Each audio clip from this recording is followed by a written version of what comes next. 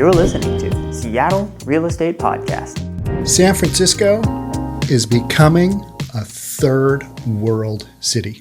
Is it? It's always going to be San Francisco. It's always going to have its charms. But I think what this article I'm going to read today kind of points out is, there are some common similarities between San Francisco and what a third world city looks like.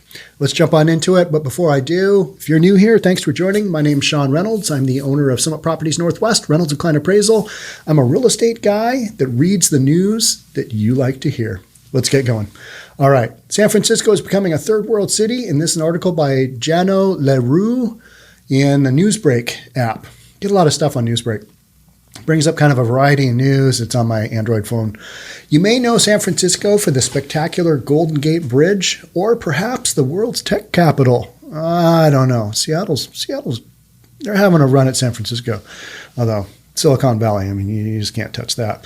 A place where classy, rich people and billionaires hang out. San Francisco. Perhaps you know the city for its venture capital, its crazy expensive rent prices, or the fake impression created by shows like Silicon Valley.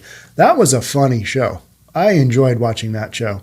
Just because we've got a lot of the computer nerds like in Silicon Valley. Sorry to anybody who's in that industry, but that's kind of a generalization. We got a lot of guys like that right here in Seattle. We've had them for coming on close to 30 years now. And it's like, all right, this is what you guys do. You're still nerds. The city where dreams are born. While many of these things may be true, the smell of feces in the air makes me believe San Francisco is swiftly becoming a third world city. I keep hearing that, where you can find a used needle on the sidewalk and poop right next to it. I mean, it's just like, doesn't that image just kind of, you're like, that's gross. It is gross. And that's why they're saying San Francisco is swiftly becoming a third world city. Let's get straight to the point. I'm not writing this article to piss you off or to make your peers and the rest of the country dislike the city. I'm writing this article to bring awareness to a situation bigger than me that deserves recognition before it gets out of control. That's a lot of what I do here on the Seattle Real Estate Podcast, is kind of bring up issues that are happening to Seattle that aren't unlike what's going on in San Francisco, and just kind of shed some light on it from the standpoint of, hey, this is happening. This is what our leaders are saying is happening. Here's what I'm seeing is happening. We've got a big disconnect there. What are we going to do? I don't have any solutions. I'm a real estate guy. I analyze everything from how does this impact property value kind of thing? Not necessarily, is this the greatest thing to be doing for our fellow human man, or woman? Let's not be sexist. But what I'm seeing is a lot of homeless people on the sidewalks, and that is not really where we want to be. And drug addiction wildly out of control, crime rising, murder rate rising. Seeing that in Seattle, seeing it in San Francisco, somebody's got to point it out, right? So let's get straight to the point. I'm writing this article to bring awareness to a situation bigger than me. That's kind of what I do here too. Throughout this pandemic, the city has been bleeding with COVID-19, pouring not gasoline, but jet fuel on societal problems and flaming scars deep into the city's soul. Dramatic. But I think a lot of people that before the pandemic worked in the downtown areas and will go back to some of these downtown areas in the second quarter of this year of 2021, because that's my prediction on, June, July. We'll have had a couple of months of, a fair number of our population having the vaccine. Hopefully the COVID numbers go down. I think you're going to start to see bigger companies saying, you know what, it's time to go back. We need to really get our creative juices flowing in a group situation, all wearing a mask, socially distanced, but still together. I think you're going to see that. And when those workers go back as worker bees go back to the downtown cores, I think they're going to be shocked at what they are greeted with, because the homelessness situation has been running rampant and it's out of control. And when you get a bunch of people coming back, you're going to have this collision of workers that haven't been there for the last year that are now coming back. And they're coming back to an environment that is way different from my perspective, way different than when they left back last March. You've got a year of basically just letting this stuff go because the CDC has said, hey, homelessness, you got to let those people shelter in place, got to keep them in place. And I get that, but what has happened is that, with the defunding the police and a bunch of other stuff, it's kind of created this perfect storm in a lot of cities where the issues that were there before, like Venice Beach in California, they are just roided up, right? I mean, I spend a lot of time in the gym, and when a guy walks through the door who is roided up, I'm like, that guy's right in the middle of his cycle, right? I mean, they're just jacked up to the point where you're like, no human being can get that way without sticking themselves in the rear end with a needle loaded up with who knows what. And if that's your thing, hey, that's your thing. Just be honest about it and go, okay, yep, this is a risk I'm willing to take. But for the rest of us who don't want to go that direction, rest of us who don't want to see the sidewalks in front of our big high-rise buildings loaded up with homelessness, I think it's going to be a real shock what's going on. And I think that happens in a few months here. That's my prediction. I don't know. You'll probably hear me talk more about this on podcasts when it gets to that point where people are like, I am shocked at the conditions of downtown Seattle. I am shocked at downtown San Francisco. It's like, okay, yeah, well, it's shocking, right? Elements of a third world city. It's the next section here. Let's look at a couple of key elements that third world cities have in common. All right. First off, we got high crime rates. Yep. A high population of homeless people. Check. Polluted streets, parks, and public facilities. Check, check, check. A failing healthcare system. Check. A considerable economic divide between the rich and the poor. Check and check. Here in Seattle, we've got all of those things. The divide between the rich and the poor has become just wildly obvious. You either got some or you don't. There's no in between anymore, right? You guessed it, San Francisco is starting to crumble in every single one of those categories. So is Seattle. Homeless people are popping up everywhere, with bureaucrats claiming the city had 9,808 homeless people in 2019. The actual number seemed to be closer to 20,000. And I think in Seattle, our last homeless census, is how they refer to it, was 5,000. But we're thinking there's probably in reality now closer to 10,000. But we won't be able to prove it because we're not doing a homeless census this year because we don't want the Rona to get spread by, open up people's tents. Hey, are you in there? Are you homeless? Are you living here? And just passing the Rona around willy-nilly, right?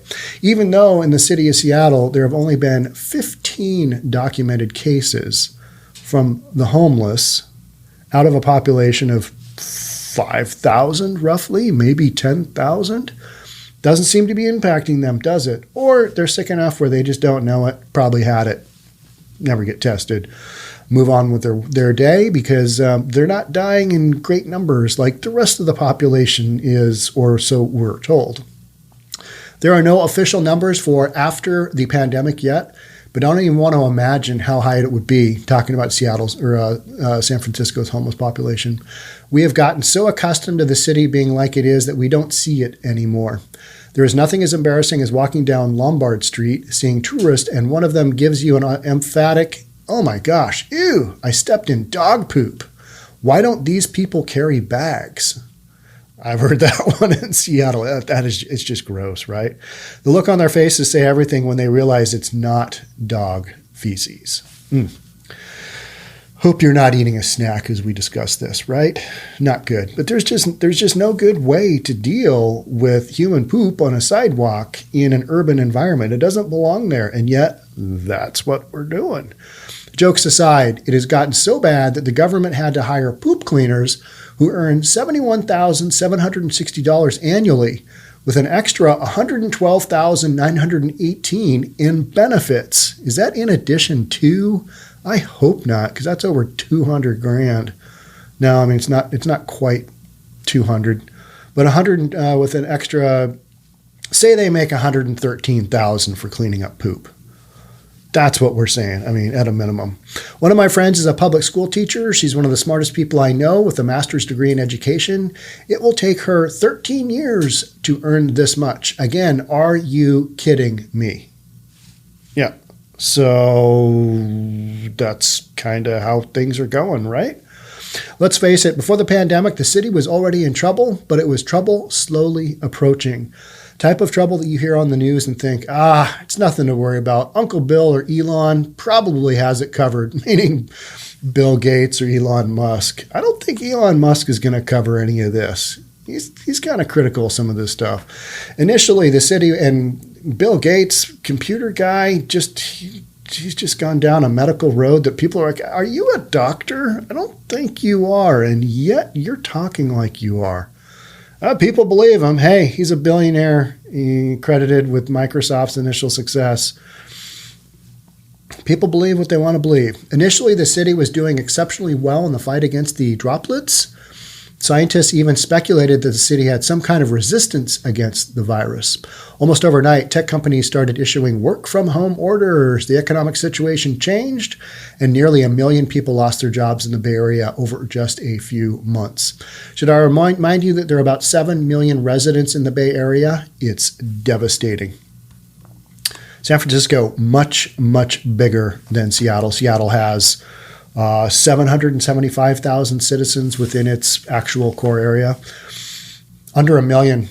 San Francisco is just huge. A massive divide between the rich and the poor. Astonishingly, every 11,000 resident of San Francisco is a billionaire, while every 110th is homeless. 110th homeless, 11,000th, well, that's a lot to say, is a billionaire. The city has the highest ratio of billionaires per homeless individual in the world. San Francisco is the city with the biggest divide between rich and poor in the world. And we just read that. In fact, nearly 2 out of 10 people living in San Francisco are millionaires. It is a city of great divide. 20% of the population are millionaires. That's nuts. And yet they can't keep the human poop off the sidewalk. People are practically begged to be homeless. Next section. San Francisco has paid a lot of money for its homeless people. In fact, it's paid so much for the homeless people that it showed people how easy it can be to do nothing by simply paying them to be homeless. A homeless person can get anywhere from $3,300 up to $17,000 per month, especially those with medical and mental health problems, for simply being homeless. So it does pay. It's just you're going to pay a price to be homeless, because being on the streets, San Francisco has arguably slightly better weather than Seattle. But, it's a coastal town, and it's cold in the winter.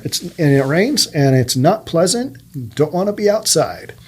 Are you kidding me? This approach needs to stop. People are practically begged to be homeless. In Finland, they solved homelessness by turning the system on its head. Instead of keeping people homeless, their approach was to give homeless people exactly what they need first, a home. Yes, the approach does cost a lot, but in the long run, it works out more economically, as it actually solves the problem at its core. The issue I have that in San Francisco and Seattle, a lot of these individuals are addicted to some pretty heavy drugs, or they have severe mental issues. If you just give them a home, that is not going to solve the underlying problem. That's where I think that thing kind of goes off the rails, because if you are addicted to drugs, you're going to do whatever it takes, including whatever crime on a daily basis, to get your money for your next fix. That's not going to change. That is just how it is. So until you address that part of the equation, I think the rest of this stuff, we'll do the best we can. Create some housing. Yep. Crime rates are on the rise. San Francisco is becoming one of the most dangerous big cities in the U.S. with more than 11,493, so call it 11,500 larceny theft cases in the last 3 months. 11,500 larceny theft cases. Man, is that a lot for a population of 7 million? It's a lot of crime, no matter how you look at it, right? After speaking to Mrs. Robbins, a local resident in the Bay Area for more than 15 years, I realized the problems are even more cumbersome than I could ever imagine. This is what she had to say. Homeless people die in the street, about 500 over the last 3 years, mostly due to opioid overdoses. Some of the homeless people are burglarizing, beating, and even raping San Francisco's elderly, and the police can't do their work. If the crime or damage is below $950, they are prohibited from behaving by California Proposition 47. That's nuts, isn't it? It's just like, if it's under $1,000, hall pass, right? I researched Proposition 47. It basically declares thefts of specific items below $950 exclusively a misdemeanor. A misdemeanor is punishable by only 6 months in prison and or a fine up to $1,000. Criminals know this, and it seems to make it worth the risk of committing petty theft like smashing car windows or stealing packages from somebody's porch. Because even if you get caught, guess what? Odds are you're going to get an instant get out of free jail card, go on about your merry way, carry on, and do better next time. That is what is going to happen. That is what's happening in Seattle on the daily. We're just, you got this constant revolving door of people that are doing crimes, and they get caught, and then they're right back out there and convicted 70 plus times. It's okay. We need you to get a fresh start. We have faith in you that you're going to turn your life around. And you're not going to commit another crime on your 71st attempt. Crazy, huh? There is still time to turn the city around. The city still has a heartbeat. The city still has a soul. It's time to stop thinking about red and blue and time to unite. For every ounce of energy we spend on battling each other, our city is losing. It's time to stop accepting that things are how they are. It's time to stop making it so beneficial to be homeless. It's time to stop putting a plaster on an open wound. It's time to cut homelessness at its core by providing a solution taxpayers deserve. Because if we don't, San Francisco will turn into a third world city. We're already kind of saying that it is, and we're already kind of saying Seattle in very specific small areas, specifically downtown and a handful of other areas. Ballard Commons, another example of where you've got tent city, and it's not pretty. There's no real law. Police don't really want to go there. They don't have any, ability to sweep out these encampments during the COVID restrictions. So it just got a lot of lawlessness going on, and we described kind of what the issues are that make a city a third world city, or a city in a third world country. That's what's going on. It's crazy, right? I mean, you would think in Seattle, with the resources we have here, with the resources we talked about in San Francisco, that they'd be able to come up with something that works. Instead of, we have so much compassion for our fellow human being, we're just willing to let them rot and take a dump on the sidewalk. Because we love them. We are compassionate, and we believe that we should, let them do their thing, let them evolve as human beings, even if it means they are a menace to the rest of society, and no businesses will want to work in those areas. They will become boarded up wastelands like some areas in Seattle and San Francisco and Portland and Chicago, and the list goes on, right? And that is just the harsh reality with all of this stuff going on. It's just kind of brutal, and our political leaders need to step up and do something. I don't know what it is, and I don't think we're going to see anything anytime soon, because this is the situation that I'm describing, just with all the nonsense going on in the urban cores. That's just gotten worse, and it's just going to get worse because nobody has a real solution. Nobody's got like this teed up solution where they're like, well, if we just try this, we'll be okay. And with all the videos that I've watched and all the stuff that I've read, nobody seems to have a single solution. So, and this is happening in a lot of cities that are geographically very distanced out, but so much of it seems to be with cities with progressive leadership on the West Coast. That seems to be the theme, doesn't it? I don't know. Am I out of bounds here by saying there might be some kind of causal relationship there to leadership that allows their fellow human beings that they claim to have great compassion for to also let them live on the streets and in our parks and shoot themselves up with drugs willy-nilly, commit crimes to do that. It seems like that's kind of how things are going and how they're probably going to move forward, and that sucks. It really does. So I think what a lot of people are going to do is they're going to put their head in the sand, and they are going to let's ignore this issue. Let's ignore this problem, because it's a lot easier to ignore than actually deal with something. We all do it. We're all guilty of it. But now we're kind of faced with this on a, greater societal scale, right? It's like, oh, that entire neighborhood, not so good. Not so good. And it'll be super interesting to see how a lot of these neighborhoods do moving forward when a lot of these neighborhoods kind of come out of their little COVID shell, because there are certain areas, like areas that have a lot of one-bedroom or studio condos. I used to talk about that a lot. Those have been the kiss of death, but even those are selling now because guess what? There is basically no inventory in any city that is a legit city. I just did my Market in a Minute video yesterday, I think it was, talking about, I spent like a minute or two talking about the MLS stats for the previous month. Here in the greater Seattle area in the Pacific Northwest, we have a 2-week supply of housing. 2 weeks. In real estate terms, that is sold out. The shelves are bare. Grocery store got nothing. It has been picked over just like you can't imagine. And that is what's going on day in and day out with our real estate market. So even stuff that wouldn't normally sell, even a studio, even a 1-bedroom, now people are like, okay, that's not ideal to have to go through yet another shutdown. But if that's what I can get, if that's the cheapest thing I can get this studio and kind of this crummy, overrun neighborhood, and I'm in pretty good, proximity to downtown. Okay, that's what I'm going to do. I've seen a number of instances like that, and I'm like, all right, that's a real indicator that our market has literally no inventory. Because normal inventory, I'm talking about we have 2 weeks of inventory right now, meaning based on our absorption rate, the amount of property that people are buying, how long would it take if no more homes came on the market? How long would it take to have zero inventory? And that answer in the greater Puget Sound area is 2 weeks. Normal supply is between 4 and 6 months. So the real estate market is it's literally that jacked up guy I described earlier walking through the door. It is on steroids.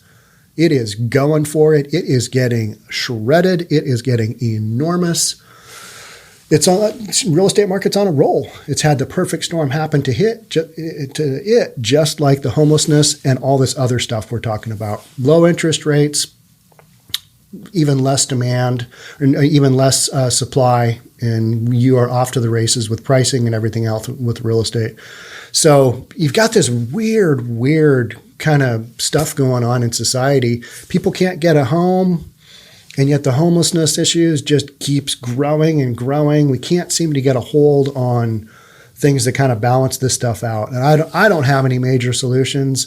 I just kind of highlight what I see as major issues that people should be aware of. And that's what I do. Talk about that stuff here on the Seattle Real Estate Podcast. And again, this stuff is literally just my opinion as a real estate guy, kind of looking in going, oh man, that is not good.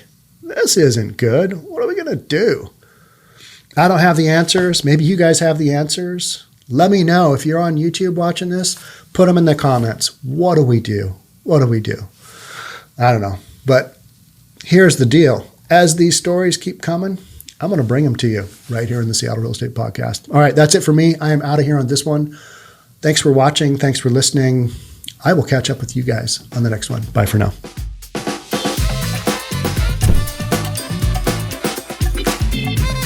Don't forget to subscribe to our channel and hit the notification bell so you'll know when our next video is out.